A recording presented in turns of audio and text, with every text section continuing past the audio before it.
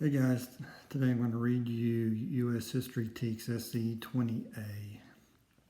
Analyze the effects of landmark U.S. Supreme Court decisions including Plessy versus Ferguson, Brown versus Board of Education, Hernandez versus Texas, Tinker versus Des Moines, and Wisconsin versus Yoder. So Plessy versus Ferguson, 1896. This establishes the separate but equal. Basically, this allows now to segregate people and divide them. So you will have bathrooms, railroad cars, restaurants, whites only circumstances where people are being separated by the color of their skin, as long as they were considered to be equal. The reality is we know that doesn't mean it's going to be equal. So 1954, we get Brown versus Board of Education. Those two are very intertwined. It ends segregation, so we now have desegregation. So now we start getting into the busing, and now separate is inherently unequal. So we have to start mixing the schools and busing kids around to make sure they're integrated. The white-only bathroom or white-only water fountain is now illegal, and you cannot do that. So those are two monumental cases in our history.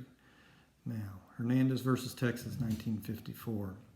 This is assuring that Mexican Americans of Mexican ancestry, so they're citizens, they're Mexican Americans, are not denied their same protections under the 14th Amendment, specifically the right to be in a jury trial. So you cannot exclude somebody based on their heritage if they are an American. So.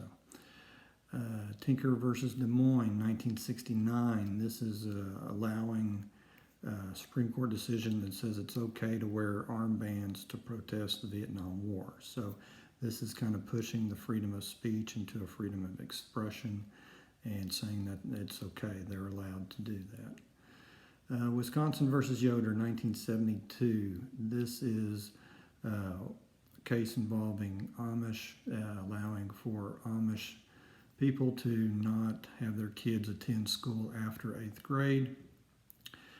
Compulsory education will not be required after this case for them because it violates their freedom of religion. So after 8th grade, because of their religious beliefs, those kids do not have to stay in school. So this is kind of showing where the rights of the government to force something compulsory versus the rights of freedom of religion and the right of a family to make their own decisions. So that kind of sets some lines there. So hopefully that helps you with 20